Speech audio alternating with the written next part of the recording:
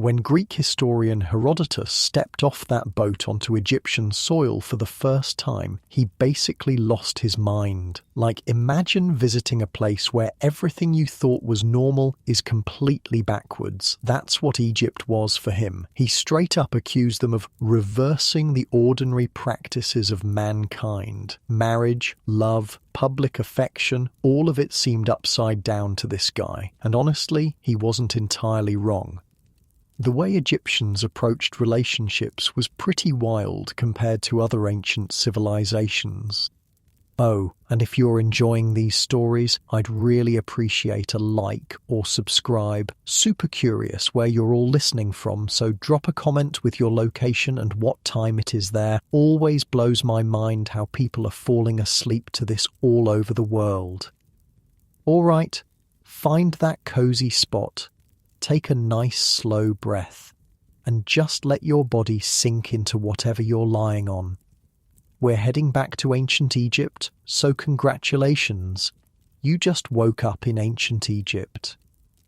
The first thing that hits you is the heat, not the gentle warmth of modern central heating, but that bone-deep desert heat that makes your skin prickle with sweat almost instantly. You're lying on a reed mat that crackles beneath you, nothing like your memory, foam back home. Through the small window cut into the mud brick wall, you can see the sky is just beginning to lighten, turning that distinctive Egyptian blue that artists have tried to capture for centuries. The smells around you are intense. There's the earthy scent of the Nile, a muddy sweetness that seems to permeate everything. Closer, you catch whiffs of cooking fires starting up outside, bread baking somewhere nearby. And there's another smell, the distinct aroma of Kefi incense burning in a small copper dish near the door, a mixture of myrrh, frankincense and raisins that was supposed to please the gods and purify the home. You sit up and your bare feet touch the packed earth floor, cool against your skin despite the growing heat of the day. Outside, you hear voices calling to each other, the clatter of pottery, the distant bray of a donkey pulling a cart. Life is already bustling and the sun has barely risen. Welcome to Egypt. The year is, well, Egyptians wouldn't recognize our calendar system, but let's say it's around 1400 BCE, during what we now call the New Kingdom, and you're about to learn something pretty fascinating about this place. Love and marriage here aren't what you'd expect at all. Now, if you're lying there thinking about all those History Channel documentaries about Egyptian pharaohs marrying their sisters and weird incest stuff, I'm gonna stop you right there. Yes, royal marriages were often between siblings, but that was basically just for the royal family. Regular folks like you and me, totally different story. For most ancient Egyptians, marriage was surprisingly practical yet deeply personal, a mix of business arrangement and genuine affection that would honestly put some modern relationships to shame. So here's the first thing that would have blown Herodotus's mind. Marriage in ancient Egypt wasn't a religious ceremony at all. In fact, there wasn't even a ceremony. No white dress, no walking down the aisle, no, you may now kiss the bride. None of that. You shift slightly on your reed mat, finding a more comfortable position. The sounds of the waking village continue outside your window. Women talking as they head to the Nile for water, children's laughter, the rhythmic scraping of dough being kneaded for the morning bread. Basically, here's how Egyptian marriage worked. When a young man was ready, usually around 16 to 20 years old, he'd look for a partner. Girls were typically younger, often just after their first menses, around 12 to 14. Young by our standards, sure, but when life expectancy was about 30-35 years, you didn't exactly have time to spend a decade finding yourself before settling down. You stretch and stand up, your joints cracking pleasantly. Across the small room, a clay jar of water sits waiting. You dip a cloth into it and wipe the night's sweat from your face and neck. The water is cool against your skin, a small mercy in this heat. The most important thing for marriage wasn't love, at least not initially. It was stability. A man needed to have a job, some kind of income, his own house. Women weren't expected to bring financial stability to the marriage, but they did bring domestic skills and often a dowry of household items. When families agreed on a match, and yes, parents usually had a major say, they'd draw up what was essentially a prenuptial agreement. This contract laid out what property each person brought into the marriage and what would happen to it if things didn't work out. Pretty modern, right? But here's where it gets really interesting. Once all the negotiations were done, there was no big ceremony, no priest blessing the union, no signatures on a marriage certificate. The woman simply gathered her belongings and moved into the man's house. That's it. That was the whole wedding. The moment she crossed his threshold with her stuff, they were considered married. Outside your window, you notice a young woman carrying a small wooden chest toward a house down the street. Following her are two older women with baskets of linens, pottery, and other household goods. You're witnessing exactly this, a new bride moving her possessions into her husband's home. The beginning of a marriage, ancient Egyptian style. The young woman looks nervous but excited. The neighbours have come out to watch and call good wishes. There's a festive atmosphere, even without a formal ceremony. A few musicians have appeared, playing simple reed flutes and small hand drums. The rhythm is hypnotic, a gentle pulse that seems to match the beating of your own heart as you watch. Your body feels heavy and comfortable as you lean against the cool mud brick wall, observing this scene from history unfolding before you. Now, you might be thinking this all sounds pretty transactional, and yeah, there was definitely a practical aspect to it, but here's the thing that made Egyptian marriage different from a lot of other ancient cultures. Women had rights, like serious rights that women in Greece or Rome, or basically anywhere else, wouldn't get for thousands of years.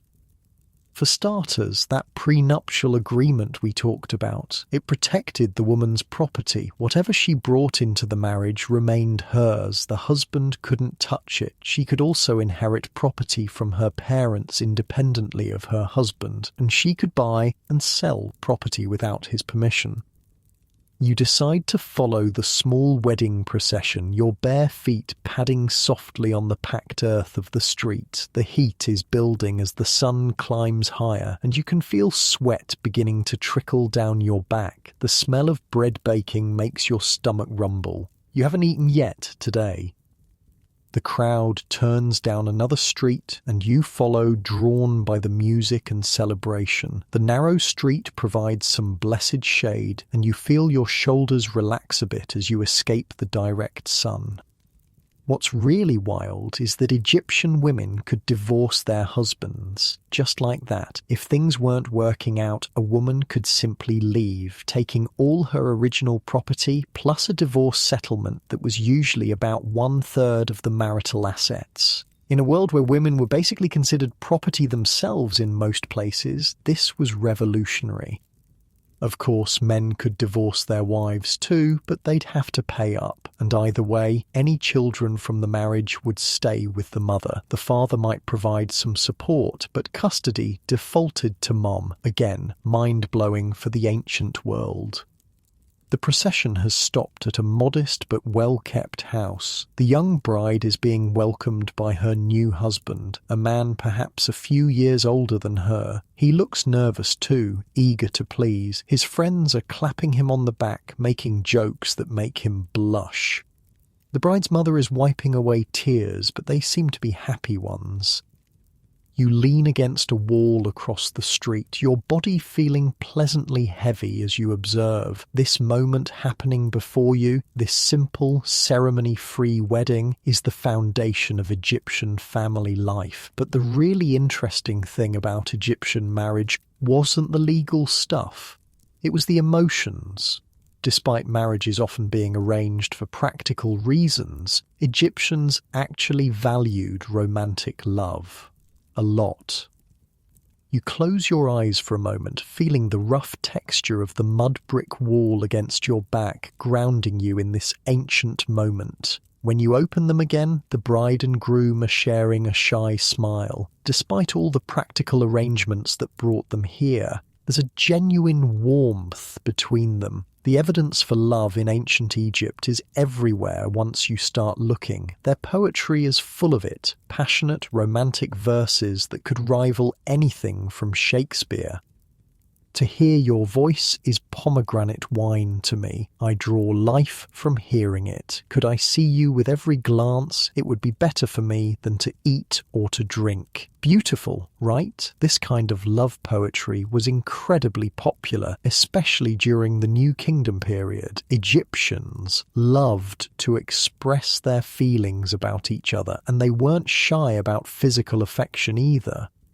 As you watch, the new husband takes his wife's hand and leads her into their home. The threshold moment, the actual marriage in Egyptian terms, has already happened, but this entrance together is clearly meaningful to them both. The crowd cheers, the musicians play more enthusiastically, and someone breaks out jars of beer to share around. You can almost taste the thick, slightly sweet Egyptian beer in the air. It was much heartier than our modern beers, more like a meal in a jar, often flavoured with dates or honey. The celebration is getting livelier now, and you feel your own spirits lifting as you watch. Now, here's another fascinating thing about Egyptian marriage. They believed it continued into the afterlife. Egyptians were obsessed with eternity, right? All those pyramids and mummies and elaborate tombs. Well, they thought a good marriage would last forever. Literally. Couples were often buried together or in adjoining tombs with paintings showing them holding hands, embracing, sometimes even with their children around them. That's why being a good spouse was so important. Nobody wanted to be stuck with a jerk for all eternity. This belief actually encouraged people to work on their relationships and treat each other well because, hey, till death do us part wasn't a thing. It was forever and ever, including the afterlife. The wedding celebration is spreading now, with neighbours bringing out food to share. The scent of fresh bread, roasted fish from the Nile, and sweet honey cakes fills the air. Your stomach growls again, reminding you that you still haven't eaten. A kind-looking older woman notices you standing alone and gestures for you to join them. You hesitate. You're not exactly dressed in period-appropriate clothing, but her smile is so welcoming that you find yourself moving forward anyway. She presses a piece of warm, fresh bread into your hand. It's denser than modern bread, with a nutty flavour from the coarse-ground emmer wheat it's made from. The crust is perfectly crisp, the inside still steaming. It might be the most delicious thing you've ever tasted. Or maybe it's just the magic of eating bread that was baked 3,400 years ago. Your body feels increasingly heavy and comfortable as you eat, the simple pleasure of good food and friendly company washing over you. You find a spot to sit on a low stone wall, your muscles relaxing as you continue to observe the celebration. Let's talk about what happened in the bedroom, because that's where things get really interesting. Unlike many ancient cultures, and honestly plenty of modern ones, Egyptians had a pretty healthy attitude towards sex. They saw it as a natural, normal part of life, not something shameful or solely for procreation. And this is where poor Herodotus really lost it. Egyptians were openly affectionate with each other. They held hands in public, embraced, and generally weren't shy about showing their feelings. This was shocking to Greeks like Herodotus, who lived in a society where women were basically kept secluded and public displays of affection were a big no-no. The music has shifted to a slower, more sensual rhythm. A few couples have begun dancing, their movements fluid and graceful. It's not the highly choreographed dancing of temple ceremonies, but something more natural and spontaneous. The newly married couple joins in, clearly a bit shy with each other still, but moving together with increasing confidence. You feel your own body swaying slightly to the rhythm, the weight of it pleasantly heavy against the stone wall where you sit. The bread sits warm in your stomach, and someone has handed you a small cup of beer. It's thick and rich, almost like a meal in itself, with a tangy sweetness that's nothing like modern beer. What's more, premarital sex wasn't taboo in ancient Egypt. There's no word for virgin in the ancient Egyptian language, which tells you a lot about their attitudes. Young people were expected to explore their sexuality before marriage. It wasn't stigmatized, especially for women. Can you imagine how revolutionary this would seem to Herodotus or pretty much any other ancient civilization? Of course, once you were married, fidelity was important. Both husbands and wives were expected to be faithful to each other. Adultery was considered a serious offence, though it was defined somewhat differently for men and women. A married woman sleeping with anyone other than her husband was adultery. For men, sleeping with another man's wife was adultery, but having relations with an unmarried woman wasn't seen the same way. The dance continues, growing more energetic. The bride and groom are laughing now, their initial shyness giving way to joy. Their bodies move in harmony, already learning each other's rhythms. It's beautiful to watch, this beginning of a partnership that will shape their lives. You sip your beer slowly, feeling the pleasant weight of your body against the wall, the gentle fatigue of the day settling into your muscles. The afternoon sun casts long shadows now, and the quality of light has changed to that magical golden hour that photographers chase. Speaking of expectations in marriage, let's talk about children. Like most ancient societies, Egyptians wanted children. Lots of them. High infant mortality rates meant that having many children was the best way to ensure some survive to adulthood. But unlike other ancient cultures, Egyptians valued daughters almost as much as sons. Almost. But not quite. Sons were still preferred for carrying on the family name and taking care of parents in their old age. But daughters were valued too, and female infanticide, the practice of killing unwanted baby girls, doesn't seem to have been a thing in Egypt, like it was in many other ancient cultures. The party is winding down now as evening approaches. The bride and groom have retreated into their new home, and neighbours are beginning to drift away. The musicians pack up their instruments, accepting thanks and payment from the bride's father. You finish your beer, feeling pleasantly tired now. Your limbs feel heavy, your eyelids wanting to droop. The stone wall beneath you is still warm from the day's heat, comforting against your back. But before we wrap up this first part of our journey into Egyptian love and marriage, there's one more fascinating aspect to explore: fertility and pregnancy. Egyptians had a weird but surprisingly effective method for determining if a woman was pregnant. She would pee on barley and emmer wheat seeds. If the barley sprouted, she was pregnant with a boy. If the emmer wheat sprouted, it would be a girl. If neither sprouted, she wasn't pregnant at all. Here's the crazy part. Modern scientists have tested this, and it actually works about 70% of the time for detecting pregnancy, though not for predicting gender. Turns out pregnancy hormones in urine can indeed stimulate seed growth. The streets are quieter now as dusk falls. Oil lamps are being lit in windows, casting a warm, flickering glow. The temperature is finally dropping, bringing blessed relief from the day's heat. Your body feels increasingly heavy, sinking into a pleasant state of relaxation. Childbirth itself was dangerous business, of course. It was handled by midwives, not physicians, and was viewed as a natural process rather than a medical event. Women gave birth in a squatting position on special birthing bricks, surrounded by other women who would provide support and encouragement. Amulets and prayers to gods like Taweret, a hippo goddess who protected mothers and children, and Bez, a dwarf god who scared away evil spirits, were essential parts of the process.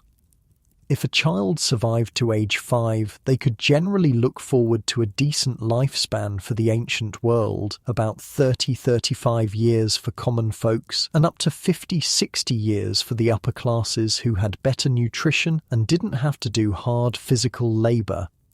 As darkness falls completely, the village grows quiet. Only the occasional bark of a dog or distant laugh breaks the silence. The stars above are brilliant in a way you never see in the modern world, unpolluted by electric lights. The Milky Way stretches across the sky like a river of stars, and you can understand why the Egyptians saw the sky as a cosmic extension of their beloved Nile.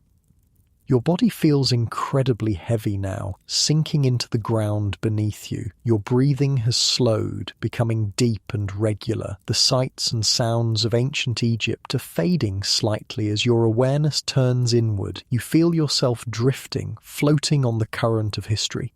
The warm stone against your back, the lingering taste of bread and beer on your tongue, the distant music still echoing in your ears. All of it merges into a gentle cocoon of sensation. Tomorrow, we'll explore more about Egyptian love and marriage, the poetry they wrote to each other, the perfumes they wore to seduce their partners, the elaborate tombs they built to be together for eternity. But for now, you're here in this moment, your body relaxed and comfortable, your mind full of images of a world where love and marriage looked very different from our own. The gentle weight of history settles around you like a comfortable blanket. Your breathing deepens further. The stars wheel slowly overhead, the same stars that watched over ancient Egypt, that will continue to watch over our world long after we're gone. There's comfort in that continuity, that connection across time. Your limbs feel pleasantly heavy, your thoughts growing slower and more dreamlike. The sounds of the village have faded to almost nothing now, just the occasional rustle of palm fronds in the night breeze. Your body feels at peace, sinking deeper into relaxation with each breath, as the story of ancient Egyptian love and marriage continues to unfold in your mind. The morning sun climbs higher over the mud brick houses, casting long shadows across the narrow streets. You've woken early, your body attuned to the rhythms of this ancient world where most activity happens before the brutal midday heat sets in. The air still holds a hint of coolness from the night, but it's already evaporating like a dream upon waking.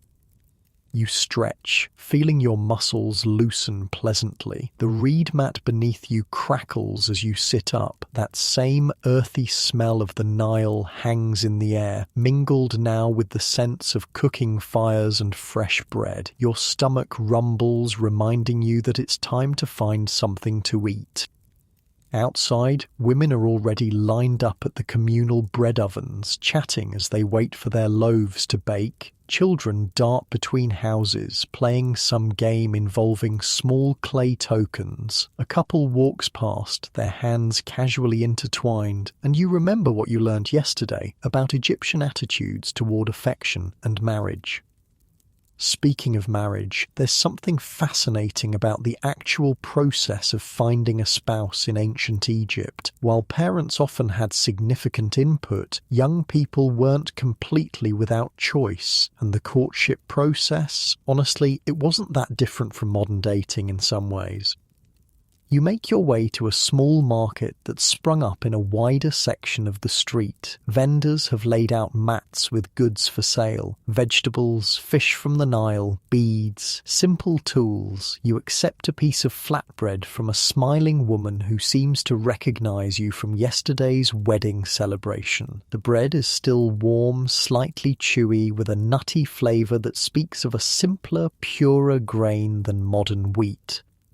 As you chew slowly, savouring the unfamiliar yet comforting taste, you notice a young man and woman standing near a stall selling flowers and perfume oils. They're not touching, but the way they look at each other speaks volumes. He purchases a small blue lotus flower and offers it to her. She accepts it with a shy smile, bringing it to her nose to inhale its delicate fragrance.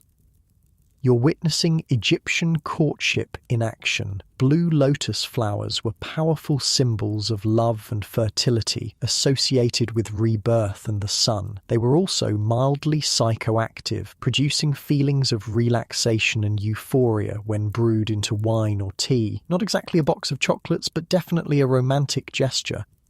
Your body feels comfortable and at ease as you lean against a mud brick wall, observing this moment across the centuries. The rough texture of the bricks against your back is strangely soothing, grounding you in this ancient reality.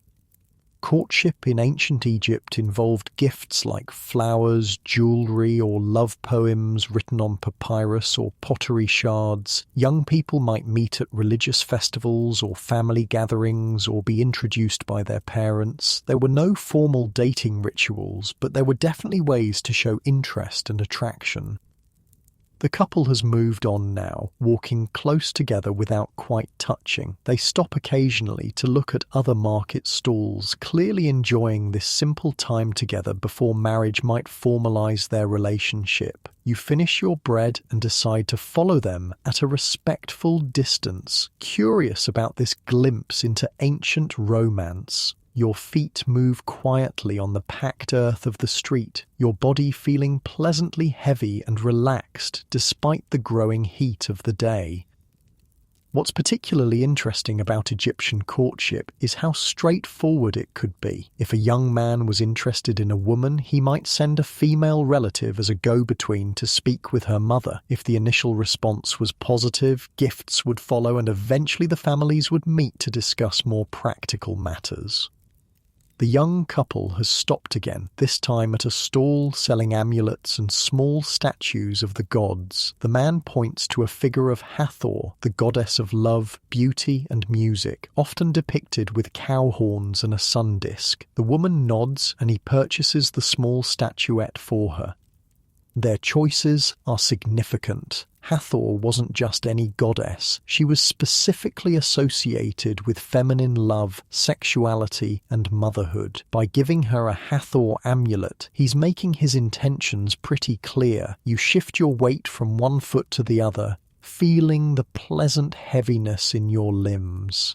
The heat is building now, and you notice most people are beginning to seek shade. The couple does the same, moving beneath an awning where a vendor sells cool drinks. Now, let's talk about what made a person attractive in ancient Egypt, because it's both familiar and strange to modern eyes. Beauty standards existed, of course, but they were different from what you might expect. For women, the ideal was slim but with full hips, suggesting fertility, small breasts, and a symmetrical face. Men were ideally broad-shouldered with narrow hips, strong arms, and defined legs. Both genders preferred clear skin, bright eyes, and healthy white teeth. Sound familiar so far?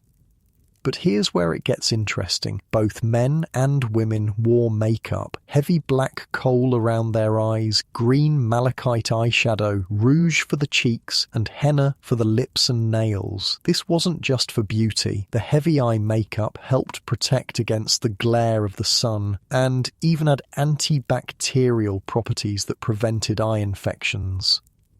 Your gaze drifts to a woman arranging jewelry at a nearby stall. Her eyes are dramatically lined with thick black kohl, the lines extending out toward her temples. The effect is striking against her warm brown skin. You notice that almost everyone around you wears some form of eye makeup, regardless of gender or social status. The heat is becoming intense now. You can feel sweat beading on your forehead and upper lip. You wipe it away, wishing you had some of that kohl to protect your eyes from the glare. Your body feels heavy in the heat, your movements becoming slower, more deliberate. Egyptians also placed huge importance on scent. Both men and women wore perfumes and scented oils. The wealthier you were, the more complex and expensive your fragrance would be. Common scents included lotus, myrrh, frankincense, cinnamon, and various flowers and resins. Some wealthy people would even wear cones of scented fat on top of their wigs at parties. As the fat melted in the heat, it would release fragrance and condition their skin. Kind of gross by modern standards, but incredibly effective in the dry Egyptian climate. The couple you've been observing is now seated in the shade, drinking what looks like beer from small pottery cups. They're talking animatedly, their faces bright with interest in each other. You feel a small surge of happiness for these two people who've been dust for thousands of years. In this moment, they're alive and falling in love. Your own body feels increasingly heavy in the midday heat. Your movements are slower, you're breathing deeper. You find a spot in the shade and sink down, your back against a cool wall. The physical sensations of ancient Egypt, the heat, the scents, the textures, are overwhelming but strangely comforting. Let's talk about what happened after marriage. When the bride had moved into her husband's home and their life together began, the transition could be difficult, especially for young brides leaving their families for the first time. But Egyptian households often included extended family, so a new wife might find herself living with her husband's parents, siblings, and their families too. The daily routine for a married couple would depend largely on their social status. For most ordinary Egyptians, dawn meant the beginning of the workday. Men would head to the fields, construction sites, or workshops, while women typically managed the household. But here's an interesting thing. Women weren't confined to domestic duties. They could work outside the home as priestesses, mourners at funerals, dancers, musicians, or in various crafts. Some even worked alongside their husbands in family businesses or trades. Egyptian women had economic rights that wouldn't be seen again in Western civilization for thousands of years. Your eyelids feel heavy in the midday heat. Around you, the village has quieted as people retreat indoors for the hottest part of the day. The young couple has disappeared too, perhaps returning to their respective homes until evening brings cooler air. You decide to follow the local custom, finding a quiet, shaded spot to rest. Your body settles comfortably against the ground, the heat making your limbs feel wonderfully heavy and relaxed. Your breathing deepens naturally as you close your eyes. When you open them again, the quality of light has changed. The brutal midday sun has softened to the golden glow of late afternoon. You must have dozed off for a while, your body adapting to the Egyptian rhythm of work in the morning, rest during the hottest hours, and activity again in the evening. You rise, your muscles feeling loose and refreshed. The village is coming alive again as people emerge from their homes. The air is filled with conversation, laughter, the clatter of pottery being set out for the evening meal. As the day cools, you notice more couples out walking together, talking and laughing. Public displays of affection were common and accepted in ancient Egypt. In tomb paintings and other artwork, spouses are often shown holding hands, embracing, or with their arms around each other's shoulders or waists. This openness extended to their poetry as well. Love poems from ancient Egypt are surprisingly direct about desire and physical attraction. Here's one from the Chester Beatty papyrus that wouldn't feel out of place in a modern love letter. My heart flutters hastily when I think of my love of you. It lets me not act sensibly. It leaps from its place.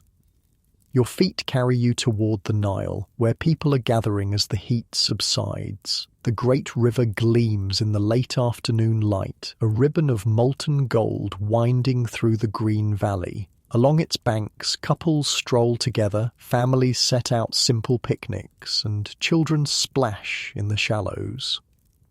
You find a spot on the riverbank, the grass surprisingly soft beneath you. Your body settles comfortably, sinking into the natural contours of the ground. The air here is cooler, carrying the river's breath, and you feel your skin prickle pleasantly with the change in temperature. On a nearby blanket, a couple sits close together, sharing a meal from a single plate. They feed each other choice morsels, their heads bent close in conversation. There's an easy intimacy between them that speaks of a marriage built on genuine affection, not just social obligation. What you're seeing reflects the Egyptian ideal of marriage, a partnership based on mutual respect and, ideally, love. The ancient Egyptians believed that a good marriage should bring joy and comfort to both partners. This is reflected in their wisdom literature, where men are advised to love your wife with proper attention and make her heart glad as long as you live. Your body feels increasingly heavy and comfortable as you sit by the river, watching the life of ancient Egypt unfold around you. The rhythmic sound of the water lapping against the shore syncs with your breathing, which has grown deeper and more relaxed. Women in Egyptian marriages had rights that were extraordinary for the ancient world. They could own property independently of their husbands, run businesses, testify in court, and initiate divorce. Marriage contracts protected their financial interests, ensuring they wouldn't be left destitute if the marriage ended. One marriage contract from around 200 BCE states, "If I divorce you, I will give you 20 pieces of silver and return to you all that you brought." Another specifies that the husband must provide a certain amount of grain, oil, and money each month for his wife's support. The sun is beginning to set now, painting the sky in shades of gold, orange, and deep blue. Along the riverbank, oil lamps are being lit, creating pools of warm light as darkness gathers. The couple you've been observing rises, gathering their belongings. They walk hand in hand back towards the village, their silhouettes merging with the growing shadows. Your own body feels wonderfully heavy now, sinking deeper into the soft grass. The gentle sounds of the river and distant voices create a soothing backdrop as night falls over ancient Egypt. Let's talk about the physical space of an Egyptian marriage, the home. For ordinary Egyptians, houses were typically made of mud brick with few windows to keep out the heat. They were often simple, with a main room for cooking and daily activities, sleeping areas that might be divided by curtains, and perhaps a roof terrace where family members would sleep during hot nights. Furniture was minimal by modern standards. Reed mats served as seating during the day and bedding at night. Wealthier homes might have wooden chairs, stools, and bed frames with woven cord or leather straps supporting a thin mattress. Storage consisted of baskets, pottery jars, and wooden chests. The simplicity might seem austere to modern eyes, but these spaces were designed for the Egyptian climate and way of life. The thick mud brick walls kept interiors relatively cool during the day and released stored heat at night when temperatures dropped. Homes were places to sleep and store possessions while much of daily life happened outdoors.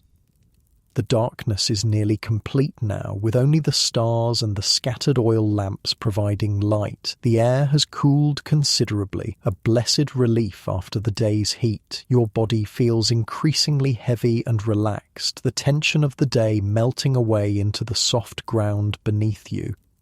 Marriage beds themselves were simple by our standards, usually a wooden frame with woven palm fronds or linen cords creating a base for a thin mattress stuffed with wool, linen, or dried plant fibers. Linen sheets and perhaps a light blanket would complete the bed.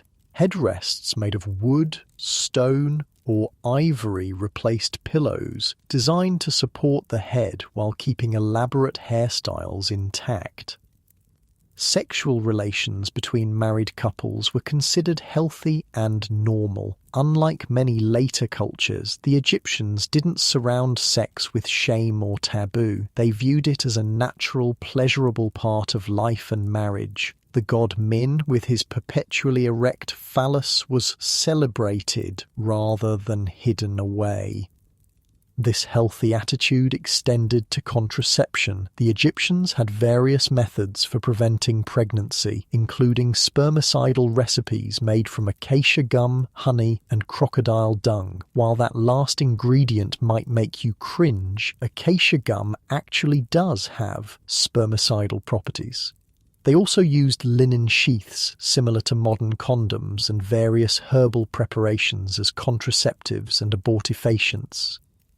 Your eyelids feel heavier now, your breathing slow and deep. The sounds of the village have quieted, with only the occasional voice or barking dog breaking the night's stillness. The stars above you are brilliant, unpolluted by modern light, forming patterns that guided Egyptian astronomy and religious beliefs.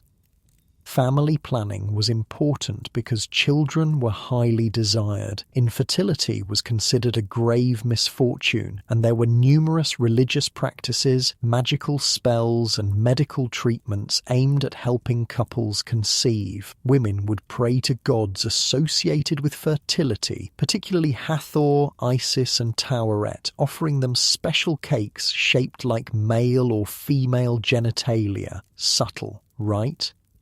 Both sons and daughters were valued, though sons had certain social advantages and responsibilities, particularly in caring for parents in their old age and performing necessary funeral rites. But daughters were not considered burdens as they were in many other ancient cultures.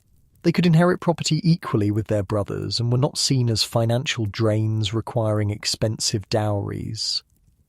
The night has deepened around you, the air cool against your skin. Your body feels wonderfully heavy, sinking deeper into the soft earth beneath you. Each breath comes slower, deeper than the last. The gentle lapping of the Nile creates a soothing rhythm that seems to match your heartbeat. When children came along, they were raised primarily by their mothers in the early years, but fathers were involved in their upbringing too. Egyptian art often shows fathers holding and playing with their children, suggesting that men took an active role in childcare, something that wasn't common in many other ancient societies. As children grew, they would be educated according to their social class and gender. Boys from wealthy families might learn to read and write, preparing for careers as scribes, priests, or officials. Girls were typically taught household management, though some also learned to read and write. Children from farming families would learn agricultural skills from their parents, while those from artisan families would be taught the family trade. The sky above you is a tapestry of stars, the Milky Way a river of light mirroring the Nile below. Your breathing has slowed to a gentle rhythm, your body feeling as though it's floating on the current of history. The sounds of ancient Egypt, the river, the nightbirds, the distant voices, weave together into a soothing blanket of sound.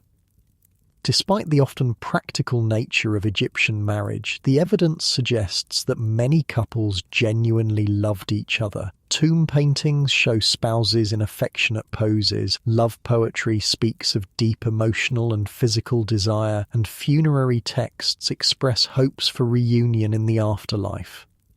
One particularly touching piece of evidence comes from the tomb of Nyankakhnum and Khnumhotep, two royal manicurists from the 5th dynasty. They're depicted in poses usually reserved for married couples, embracing, holding hands, noses touching, the Egyptian equivalent of kissing. Scholars debate whether they were brothers, friends, or romantic partners, but the affection between them is unmistakable.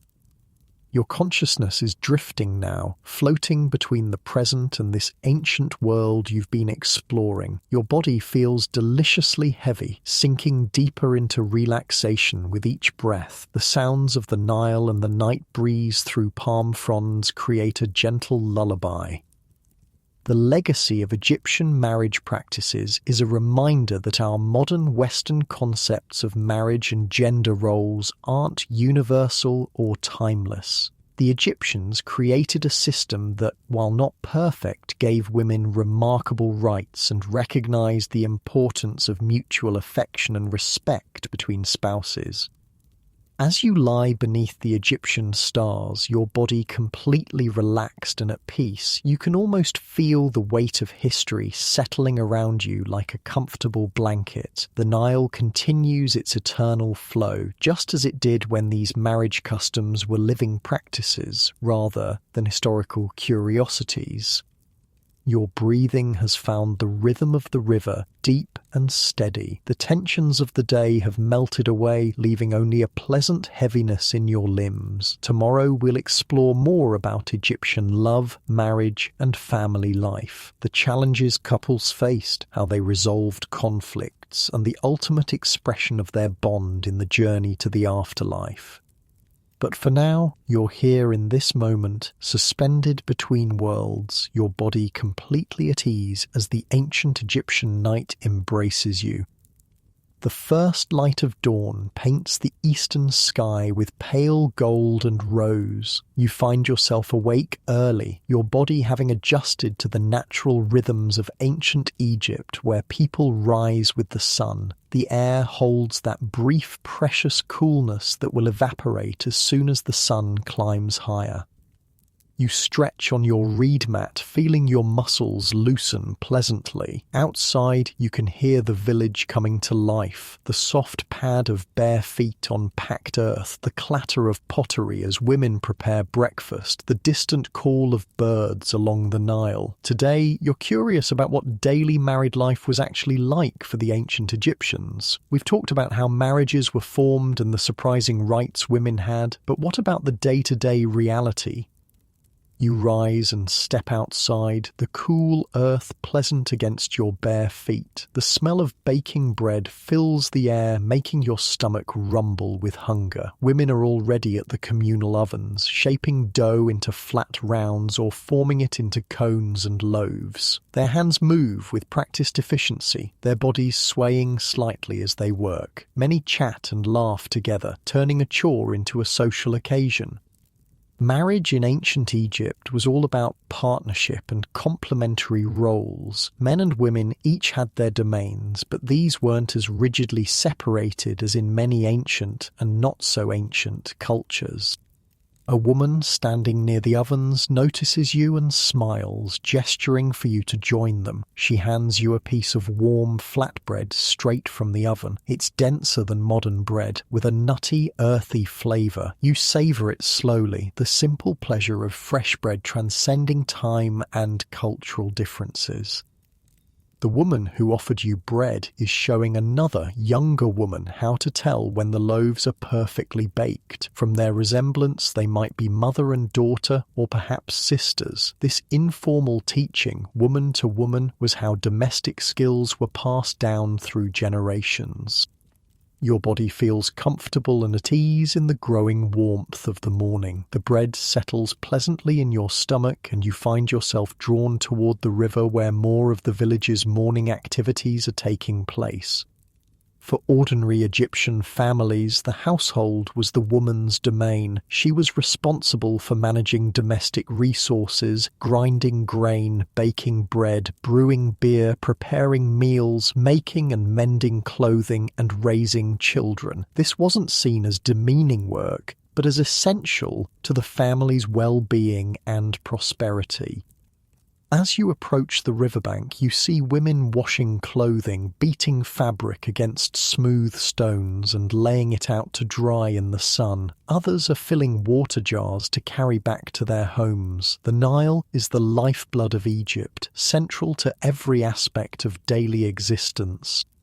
A young couple catches your eye. The woman is filling a large clay jar while her husband waits nearby with a wooden yoke designed to help carry 2 jars at once. When she's finished, he carefully positions the yoke across his shoulders, hooks the jars onto either end, and they walk back toward the village together, talking quietly.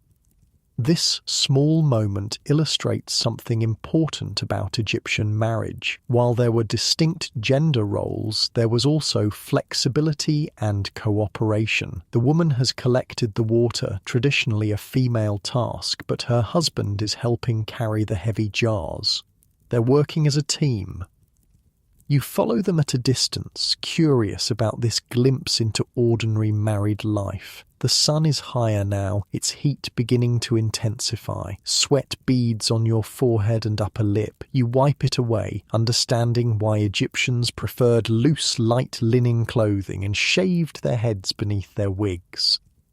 The couple enters a modest mud brick house. Through the open doorway, you glimpse a simple interior. Reed mats on the floor, a few wooden stools, pottery storage jars lined against one wall. The man carefully sets down the water jars in a corner while his wife begins grinding grain in a stone quern. Their movements around each other have the easy familiarity of a long-established routine. Your body feels surprisingly comfortable in the growing heat, your muscles loose and relaxed. You find a shady spot beneath a palm tree, settling down to continue observing village life as the day unfolds. Men's work typically took them outside the home, to fields, workshops, construction sites, or government offices, depending on their occupation. Farmers, who made up the majority of the population, worked from dawn until midday, returning home for the main meal and rest during the hottest part of the day.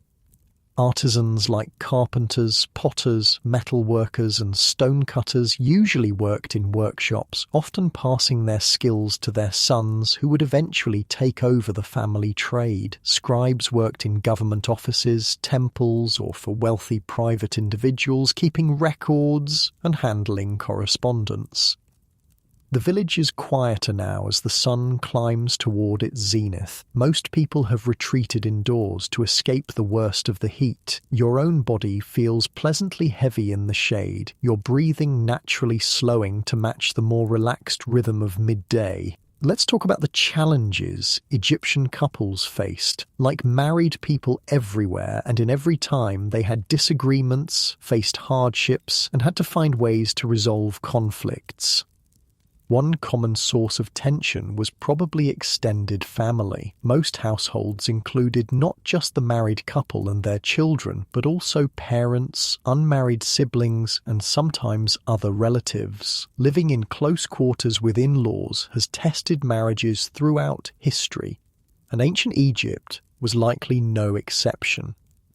Financial stress was another potential challenge. The Egyptian economy was based primarily on agriculture, which meant that a poor flood or crop failure could bring hardship even to previously comfortable families. Taxes were collected in the form of grain, and failure to pay could result in forced labor. These pressures would certainly have strained some marriages. Your eyelids feel heavy in the midday heat. Around you, the village is silent except for the occasional bark of a dog or cry of a child. Your body sinks deeper into the soft ground, muscles completely relaxed as your breathing slows to a gentle rhythm. When you open your eyes again, the quality of light has changed. The harsh midday sun has softened to the golden glow of late afternoon. You must have dozed off for a while, your body adapting naturally to the Egyptian pattern of midday rest. The village is coming alive again as people emerge from their homes. Women gather at the well, collecting water and exchanging news. Men return from the fields or workshops, tools slung over their shoulders. Children play in the dusty streets, their laughter carrying on the warm air. So how did Egyptian couples resolve their conflicts? While we don't have ancient Egyptian marriage counseling manuals, we do have wisdom texts that offer advice on family harmony. These suggest that communication, respect, and compromise were valued, not so different from modern relationship advice. One text advises men, do not control your wife in her house when you know she is efficient. Don't say to her, where is it? Get it, when she has already put it in the right place. This suggests that micromanaging one's spouse was just as annoying 3,500 years ago as it is today. You rise, stretching pleasantly, and begin walking through the village. The air is still warm, but no longer oppressive. Your body feels refreshed from the rest, muscles loose and comfortable. A small commotion catches your attention. A man and woman are having an animated discussion outside their home. From their gestures and expressions, it's clearly an argument. Neighbors glance over but don't seem particularly concerned or surprised. You can't understand their words, but the dynamic is familiar. A disagreement between spouses that's playing out partly in public. After a few minutes, the woman throws up her hands and walks away toward the river. The man stands for a moment, then goes back inside the house. What you've just witnessed might be an ordinary marital spat, frustrating in the moment but likely to be resolved. But what happened when Egyptian marriages broke down completely? As we mentioned earlier, divorce was relatively straightforward and available to both husbands and wives. Either spouse could initiate divorce, though the terms varied. If a husband wanted to divorce his wife, he would need to return her dowry and pay a financial penalty. If a wife wanted to divorce her husband, she could do so without penalty but might not receive the same financial settlement. You follow a path toward the river, drawn by the sounds of activity. Your feet move silently on the packed earth, your body feeling pleasantly heavy despite the walk. The golden afternoon light casts long shadows, giving the landscape a dreamlike quality. At the riverbank, you find people engaged in various activities. Men are fishing from small boats, casting nets into the water. Women wash clothing, beating it against smooth stones. Children splash in the shallows, their high voices carrying across the water. Among them, you notice the woman who was arguing with her husband earlier. She's sitting alone, weaving a basket from river reeds, her movements quick and aggressive, clearly still annoyed. Another woman approaches and sits beside her. They talk quietly, the second woman occasionally patting the first one's arm in a gesture of comfort. This small scene illustrates another important aspect of marriage in ancient Egypt, the community context. People lived in close proximity, and privacy as we understand it today was limited. Marriages existed within a network of relationships, with friends and family often providing counsel, support, and sometimes intervention when conflicts arose.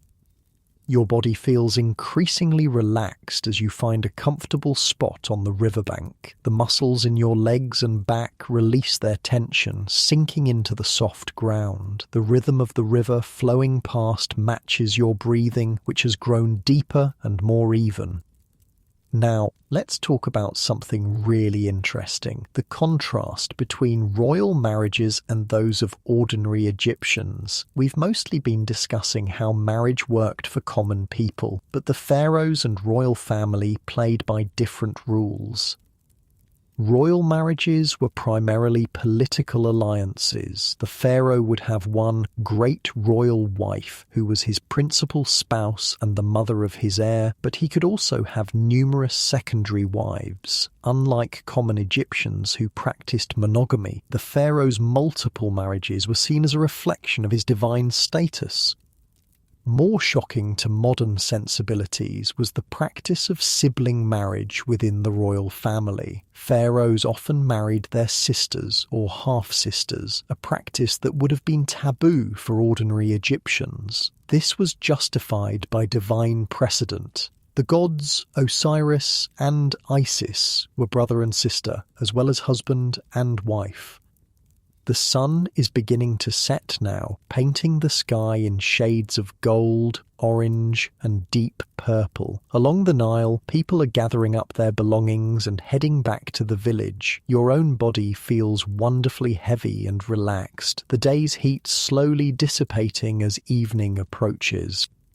Let's look at some famous royal marriages as examples. Ramses II had 8 royal wives, but his favourite was clearly Nefertari. He built her a magnificent tomb in the Valley of the Queens and dedicated a temple to her at Abu Simbel, where her statues are the same size as his, a significant honour indicating her importance. Then there's the famous case of Akhenaten and Nefertiti. They're often portrayed in unusually intimate poses with natural, affectionate gestures between them. Their relationship seems to have been a true partnership, with Nefertiti elevated to an almost equal status with her husband. She's even shown in art smiting Egypt's enemies, a role traditionally reserved for the pharaoh. Perhaps most famous of all is Cleopatra, the last active ruler of the Ptolemaic kingdom. Her marriages and relationships were intensely political. She married her younger brothers Ptolemy III and later Ptolemy XIV, royal sibling marriage again, and had relationships with Julius Caesar and Mark Antony that secured Roman support for her rule. Darkness has fallen now, but the night is alive with sound and light. Oil lamps and torches illuminate the village, casting warm pools of light against the darkness. People sit outside their homes, enjoying the cool evening air. The smell of cooking fires and dinner preparations fills the night. Cumin, coriander, onions, and garlic spicing the simple stews of vegetables and occasionally meat. Your body feels increasingly heavy and comfortable as you sit in the darkness, listening to the night sounds of ancient Egypt. Your breathing has slowed to a deep, regular rhythm that matches the gentle lapping of the Nile against its banks. Let's shift our focus back to the emotional aspects of Egyptian marriage. We've talked about the practical arrangements, but what about love and romance? The evidence suggests that despite the often pragmatic nature of marriage arrangements, romantic love was highly valued in Egyptian culture. This is perhaps most evident in their love poetry, which is surprisingly direct and passionate. Take these lines from a New Kingdom poem. 7 days since I saw my sister, and sickness has crept over me. My limbs have become heavy, and I cannot feel my own body. Or this one. When I kiss her and her lips open, I am drunk without beer. Pretty steamy, right? These poems express romantic and sexual desire in terms that feel remarkably modern and relatable. The night has deepened around you. Above, the stars are brilliant in a way never seen in the modern world, unpolluted by electric light. The Milky Way stretches across the sky like a river of stars, a cosmic reflection of the Nile below. Your body feels wonderfully heavy, sinking deeper into the earth with each breath. Interestingly, in Egyptian poetry, men and women express desire with equal frankness. Women aren't portrayed as passive recipients of male attention, but as active participants who know what they want. I will lie down inside and pretend to be ill. Then my neighbours will come to see me, and my sister with them. She will make the physicians ashamed, for she knows my sickness. This equality in expressing desire reflects the relatively balanced gender relations in Egyptian society. While not perfectly equal, women had legal rights, social standing, and cultural voice that was unusual in the ancient world.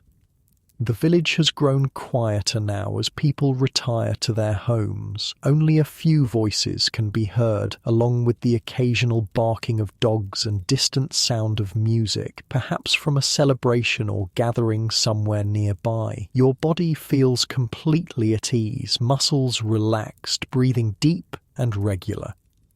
Before we end today's journey into ancient Egyptian marriage, let's think about its enduring legacy. The Egyptian approach to marriage, with its emphasis on partnership, its legal protections for women, its acceptance of divorce when necessary, and its celebration of romantic and sexual love, was in many ways ahead of its time. Throughout the rise and fall of later civilizations, marriage would often become more restrictive, especially for women. The relative freedoms and rights of Egyptian women wouldn't be seen again in Western societies until surprisingly recently. Even the Egyptian view of sexuality as a healthy, natural part of life would be replaced in many cultures by more repressive attitudes. Their straightforward acceptance of physical pleasure as one of life's joys, to be celebrated rather than hidden away, offers a refreshing counterpoint to the complicated shame and secrecy that later surrounded human sexuality. The night embraces you like a comfortable blanket, the air cool against your skin after the day's heat. Your body feels deliciously heavy, sinking deeper into the earth with each breath. The sounds of ancient Egypt, the river, the night birds, the distant voices weave together into a soothing lullaby. Tomorrow we'll explore more aspects of love and marriage in ancient Egypt, the beautiful objects they created to express their affection, the elaborate tombs where couples hope to spend eternity together, and the remarkable stories of love that have survived across thousands of years. But for now, you're here in this moment, suspended between worlds, your body completely at ease as the night cradles you in its gentle arms. Your breathing has found the rhythm of the river, deep and steady. The tensions of the day have melted away, leaving only a pleasant heaviness in your limbs. The stars wheel slowly overhead, the same stars that watched over ancient Egypt, that will continue to watch over our world long after we're gone. There's comfort in that continuity, that connection across time, as you rest here at the edge of the ancient world. Morning arrives with a gentle persistence, the first rays of sun warming your face and drawing you from sleep. The air still holds the night's coolness, a precious commodity in Egypt that will evaporate all too soon. You stretch on your reed mat, feeling your muscles awaken pleasantly, loose and rested from the night's deep sleep. Today, you find yourself drawn to a different part of the village, where a group of people has gathered outside a modest but well-kept home. Their voices carry a festive tone, and several hold small bundles or baskets that appear to be gifts. You move closer, curious about what's happening. An older woman notices you and smiles, gesturing for you to join them. A baby has been born, she explains, her words somehow understandable despite the thousands of years between your languages. The mother and child have survived the dangerous passage. Now we celebrate.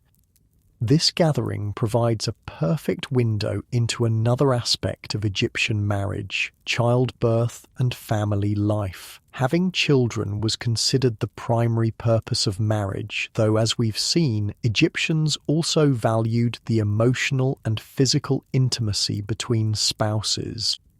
Your body feels remarkably comfortable in the growing warmth of the morning. You find a spot in the shade of a palm tree, settling in to observe this slice of ancient family life. The rough texture of the tree trunk against your back is oddly soothing, grounding you in this moment across time.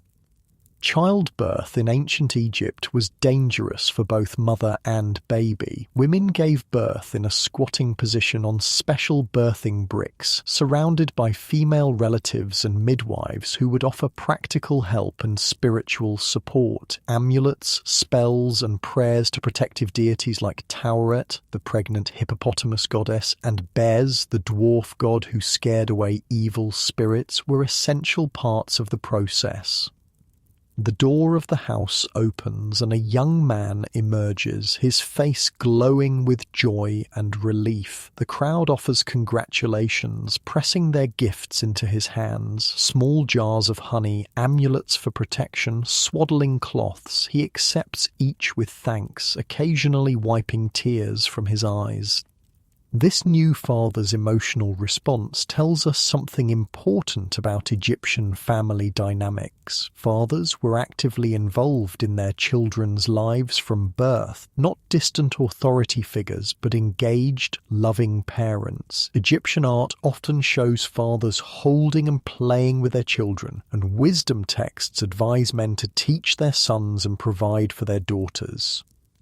Your body settles more comfortably against the tree trunk, a pleasant heaviness spreading through your limbs as you continue watching. The sun climbs higher, but you remain cool in the deep shade. Your breathing has naturally slowed to match the relaxed pace of the village in the growing heat. One by one, female visitors are admitted to the house to see the new mother and baby. They emerge smiling, some wiping away tears of their own. Birth was a community event in ancient Egypt, as it has been in most traditional societies. The collective support helped ensure the survival of mother and child and reinforced social bonds. A small group of musicians has arrived. 2 women with hand drums and a man with a reed flute. They begin to play a gentle, rhythmic tune that feels both celebratory and soothing. The father dances briefly, a spontaneous expression of joy that draws appreciative laughs from the onlookers. The birth of a child transformed a marriage, creating new responsibilities and deepening the bond between spouses. Children were highly valued in Egyptian society, and couples would pray and offer sacrifices to fertility gods if they had trouble conceiving. Medical treatments for infertility included herbal preparations, magical spells, and various folk remedies of questionable effectiveness. Your eyelids feel heavy in the growing heat of the day, your body pleasantly weighted against the ground. The music washes over you in gentle waves, the rhythm somehow matching your heartbeat. You let your eyes close for a moment, surrendering to the sensations of this ancient world. When you open your eyes again, the scene has shifted. The musicians and many of the visitors have departed. The new father sits on a low stool outside his home, cradling a tiny swaddled figure in his arms. His expression as he gazes at his child is one that transcends time. The same look of wonder and fierce love that new parents have worn throughout human history. You rise slowly, your body feeling loose and relaxed despite the heat. Curiosity draws you toward another part of the village, where raised voices suggest something less harmonious is unfolding. Your feet move silently on the packed earth as you approach. A middle-aged couple stands outside their home, engaged in what appears to be a serious disagreement. The woman gestures emphatically while the man shakes his head. Neighbours pass by, some slowing to listen, but none interfering directly. This provides us a window into another aspect of Egyptian marriage: conflict and its resolution. Like couples everywhere and in every time, Egyptian spouses argued. They faced challenges both internal, personality clashes, differing expectations, and external, economic pressures, extended family tensions, health crises. How they resolved these conflicts was shaped by their cultural context. Your body finds another comfortable spot in the shade, settling in with that now familiar pleasant heaviness. The heat has intensified, making the air shimmer above the mud brick houses. Most activity has paused as people retreat indoors or to shaded spots like yours, waiting out the worst of the midday sun. The arguing couple eventually reaches some kind of resolution. The woman enters the house while the man walks away toward the fields. Their body language suggests the disagreement has been paused rather than resolved, a common enough pattern in marriages across time and cultures. Egyptian wisdom texts offer advice on avoiding and resolving marital conflicts. One text advises men, if you are a man of standing, you should establish a household and love your wife as is fitting. Fill her belly, clothe her back. Oil is the remedy for her body. Make her heart glad as long as you live. She is a profitable field for her lord. The underlying message is clear. Treat your spouse well, meet their needs, and make them happy. This pragmatic approach recognized that marriages functioned better when both partners were satisfied and their basic needs were met. Your eyelids grow heavy again in the intense midday heat. Around you, the village has fallen silent except for the occasional bark of a dog or cry of a child. Your breathing slows naturally, your muscles completely relaxed as your body sinks deeper into the ground beneath you. When you become aware again, the quality of light has changed. The harsh midday sun has softened to the golden glow of late afternoon. You must have dozed off, your body adapting to the Egyptian rhythm of rest during the hottest hours. You feel refreshed, your limbs pleasantly heavy but energized. The village is coming alive again as people emerge from their homes. The water carriers are making their rounds, hefting heavy jars from house to house. Women gather at the communal ovens, preparing the evening meal. Children play in the dusty streets, their energy renewed by the cooler air. You rise and stretch, your joints popping pleasantly. Your attention is drawn to a small procession making its way through the village. A group of people dressed in their finest linen, adorned with simple jewelry, carrying offerings of food and flowers. They move with purpose toward the small temple at the village edge.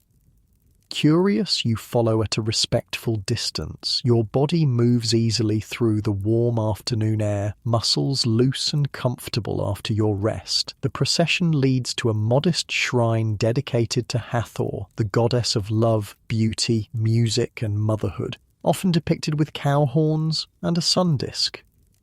This provides us a window into the religious aspects of Egyptian marriage. While marriage itself wasn't a religious ceremony, the gods played important roles in all aspects of Egyptian life, including love and family.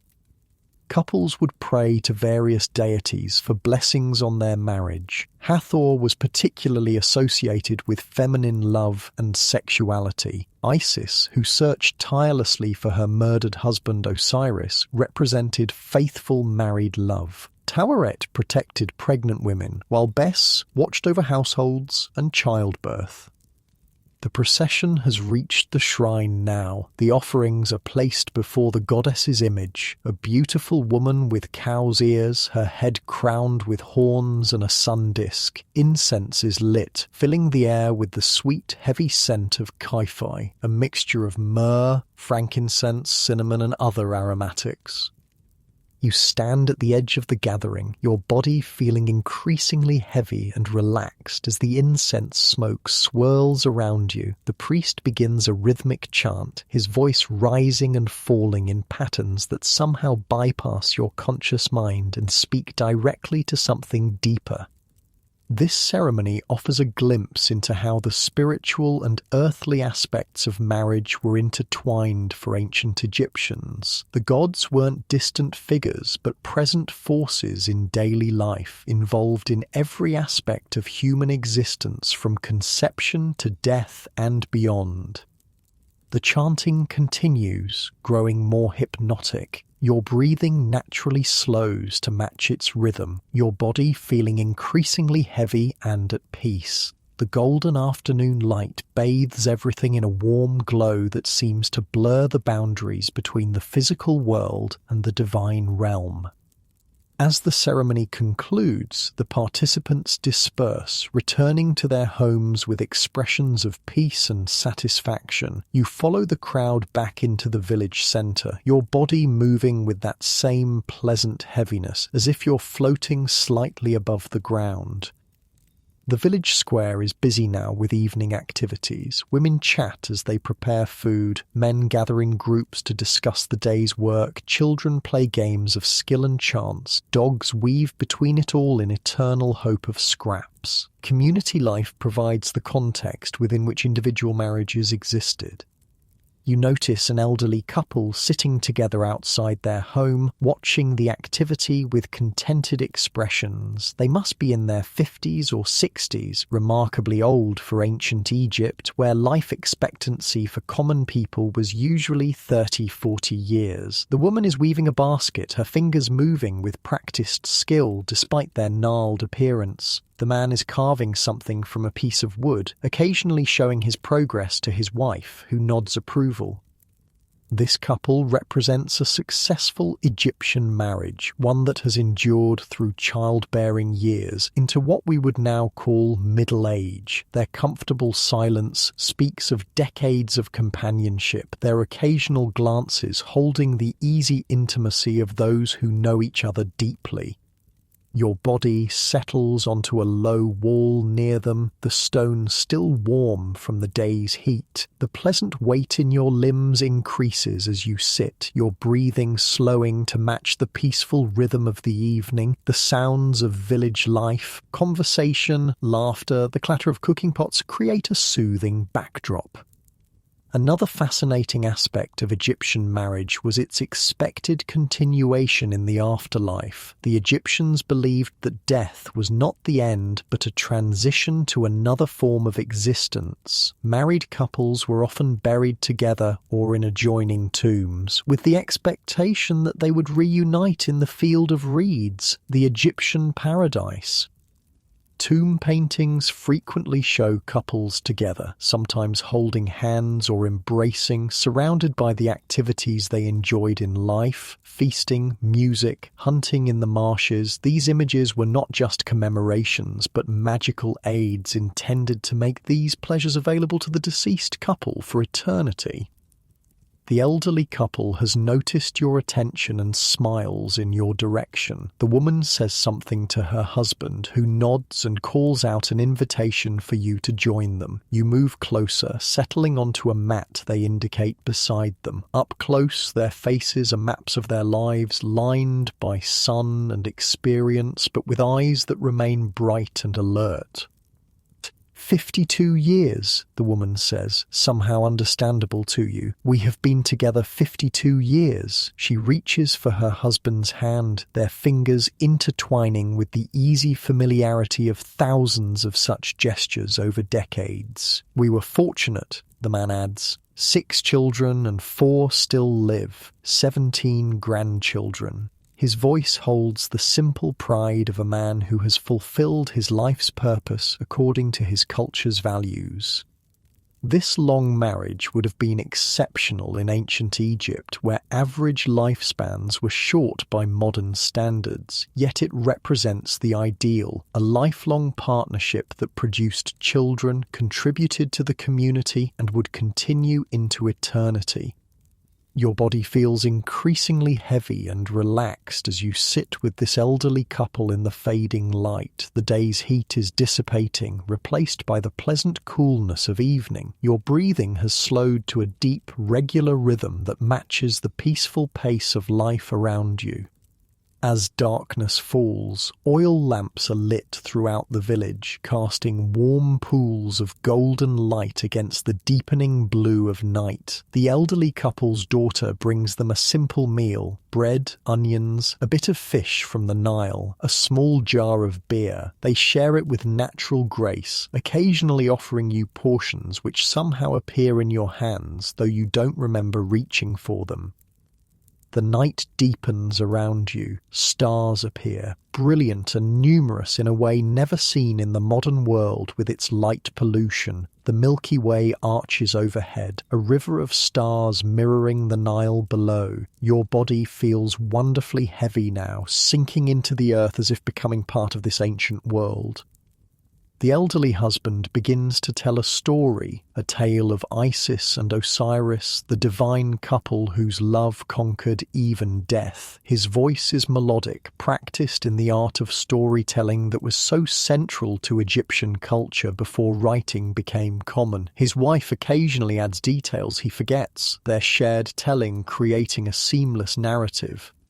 This myth of eternal love reflected the Egyptian ideal of marriage, a bond so strong it transcended mortality. When Osiris was murdered and his body scattered, Isis searched tirelessly until she found and reassembled him, even conceiving their son Horus after his death.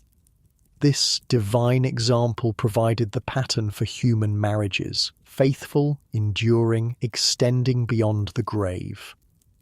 Your eyelids feel increasingly heavy as the old man's voice washes over you, his words creating pictures in your mind of gods and goddesses, love and loss, death and rebirth. Your breathing has become deep and regular, your body completely relaxed in the cool night air.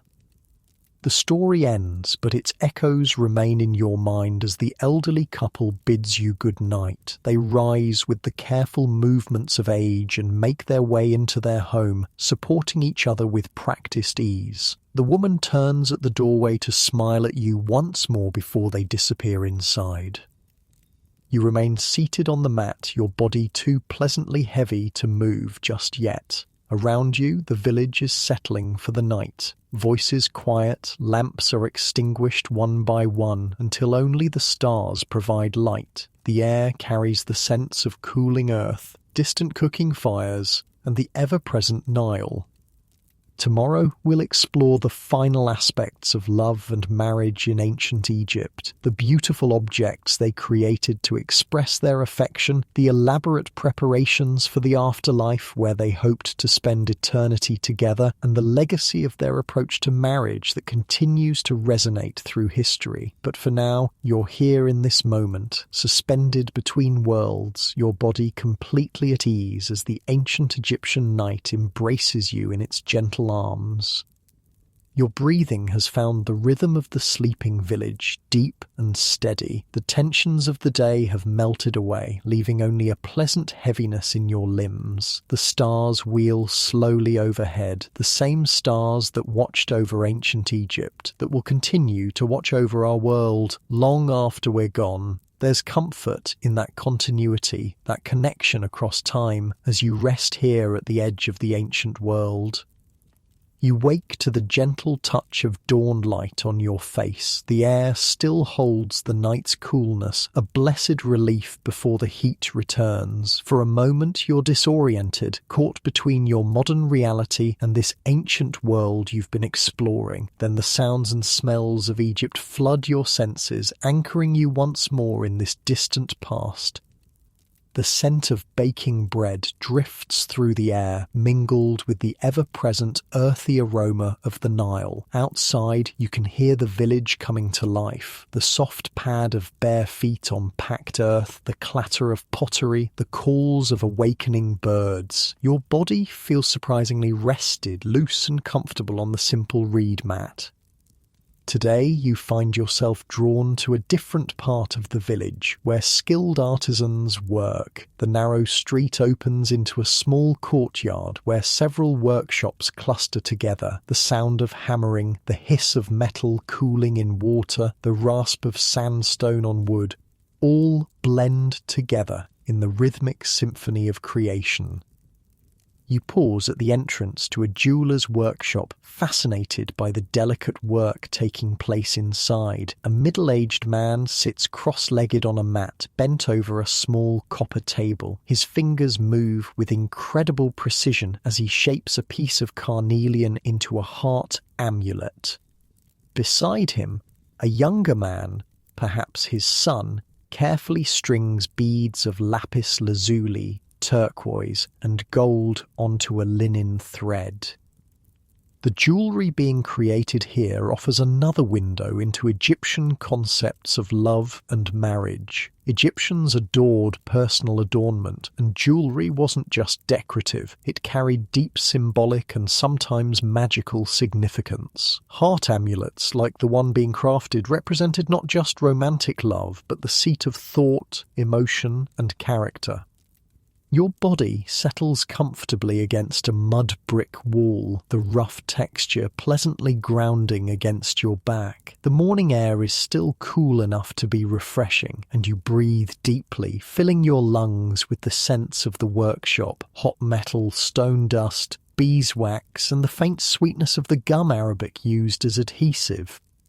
The jeweller looks up and notices you watching. He smiles and holds up his work, the carnelian heart now complete, polished to a deep red glow. He says something in a language you shouldn't understand, but somehow do, a gift of love for a man to give his wife on the birth of their first child. This reminds you of how Egyptians marked significant moments in their marriages with gifts. While they didn't have wedding rings as we know them today, they exchanged jewelry at important milestones, marriage itself, the birth of children, significant anniversaries. These weren't just pretty trinkets but carried protective and symbolic power. Your attention shifts to a woman entering the workshop. She's dressed in finer linen than most villagers, her eyes lined with kohl, a simple gold necklace around her throat. From the way the jeweller greets her, she's clearly an expected and valued customer. She's come to collect a commissioned piece, a bracelet of gold and turquoise that the younger craftsman presents with evident pride. As she tries on the bracelet, her face lights up with pleasure. The jeweller explains that the pattern of Ankh symbols and protective eyes of Horus will bring her health and safety. She pays him with a small pouch that clinks with what might be metal rings. Egypt didn't have coined money yet, but used standardized weights of precious metals for larger transactions. Your body feels increasingly comfortable as you continue watching, a pleasant heaviness settling into your limbs. The morning sun warms your skin, not yet hot enough to be uncomfortable. Your breathing has naturally slowed to match the steady rhythm of the artisans at work. The woman leaves, her new bracelet catching the sunlight as she walks away. The jeweller returns to his work, but now he's crafting something different. A small figurine of Hathor, the goddess of love and beauty. His hands move with practiced precision, shaping the cow-eared goddess from a piece of blue faience. These figurines were popular offerings at temples and household shrines. Couples would pray to Hathor for fertility, sexual pleasure, and harmony in their marriages. Unlike many later cultures, the Egyptians saw divine blessing in all aspects of marital love, emotional, physical, and procreative. As the morning advances, your curiosity draws you away from the jeweller's workshop and toward a different sound, the rhythmic chanting of mourners. Following it, you come to the edge of the village where a funeral procession is forming. The body, wrapped in linen, is being placed on a simple wooden bier. Family members gather around, some wearing blue mourning bands in their hair.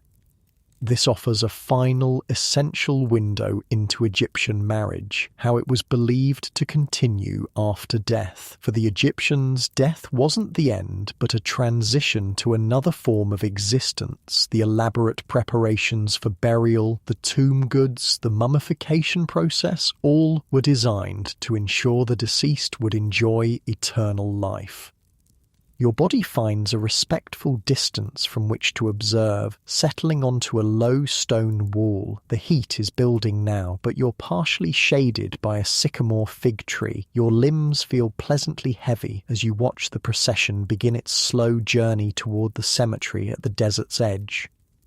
For married couples, tomb preparations often reflected their desire to remain together for eternity. Husband and wife might be buried in the same tomb or in adjoining chambers. Their grave goods would include the things they enjoyed in life: furniture, clothing, jewelry, games, and sometimes images or models of servants to attend them in the afterlife.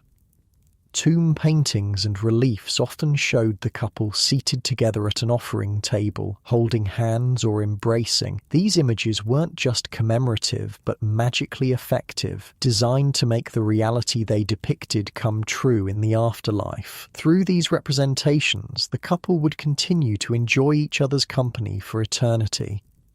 Your eyes follow the funeral procession as it grows smaller in the distance, heading toward the desert cemetery. The mourners' chants fade gradually, replaced by the everyday sounds of the village. Children playing, women talking as they work, the distant lowing of cattle. The sun is high now, the heat intense. Most villagers have retreated indoors or to shaded spots to wait out the worst of it. Your own body feels increasingly heavy in the midday warmth, your eyelids wanting to close. The rough stone wall beneath you is still cool enough to be comfortable against your back. As your thoughts drift in the heat, you reflect on everything you've learned about love and marriage in ancient Egypt. There's something both foreign and deeply familiar about their approach, different in its specific cultural expressions, but recognizable in its human emotions and needs. The Egyptians created a marriage system that, while not perfect by modern standards, offered surprising freedoms and protections, especially for women. Their celebration of romantic and sexual love, their practical approach to living together, their belief in marriage extending beyond death, all speak to a culture that valued the deep bonds between partners. Your consciousness floats between the present and this ancient past, your body completely relaxed in the midday heat. The sounds of the village have faded to almost nothing, just the occasional bark of a dog or cry of a child breaking the stillness. Your breathing has slowed to a deep, regular rhythm that matches the timeless pulse of the Nile flowing nearby. When you become aware again, the quality of light has changed. The harsh midday sun has softened to the golden glow of late afternoon. You must have dozed off, your body naturally adapting to the Egyptian pattern of rest during the hottest hours. You feel refreshed, though your limbs remain pleasantly heavy. The village is coming alive again as people emerge from their homes. The water carriers make their rounds, women gather at the communal ovens, children resume their games in the dusty streets. The rhythms of daily life continue, just as they have for thousands of years. You rise slowly, your joints loosening with pleasant pops and stretches. Your feet carry you toward the Nile, drawn by some instinct to complete your journey where Egypt's life begins and ends. The great river gleams in the late afternoon light, a ribbon of gold winding through the green valley. Along its banks, you notice a young couple walking hand in hand. They pause occasionally to look at each other, their expressions holding that timeless mixture of desire, affection, and hope that defines new love in any era. They could be from any time. Their emotions transcend the centuries that separate their world from yours. This, perhaps, is the most profound lesson from ancient Egyptian marriage, that while cultural expressions change, human hearts remain recognizable across millennia. The desire for connection, for understanding, for building a life with someone who sees and values us. These are constants of the human experience. Your body settles onto the soft grass of the riverbank, sinking into the natural contours of the earth. The air here is cooler, carrying the river's breath. Your muscles release their tension, becoming increasingly heavy and relaxed as you watch the young couple continue their walk, eventually disappearing around a bend in the shoreline. The sun is setting now, painting the sky in vivid strokes of orange, pink, and deep purple. The first stars appear, brightening as the light fades. On the opposite bank, fishermen are lighting torches on their boats, preparing for night fishing. The flames reflect in the dark water, creating dancing patterns of gold against the depths. Your eyelids feel increasingly heavy as darkness gathers. Your breathing has slowed to a deep, regular rhythm that matches the gentle lapping of the Nile against its banks. The day's experiences swirl in your mind. The jeweler crafting symbols of love, the funeral procession preparing for eternity, the young couple walking by the river, all pieces of the complex mosaic that was marriage in ancient Egypt.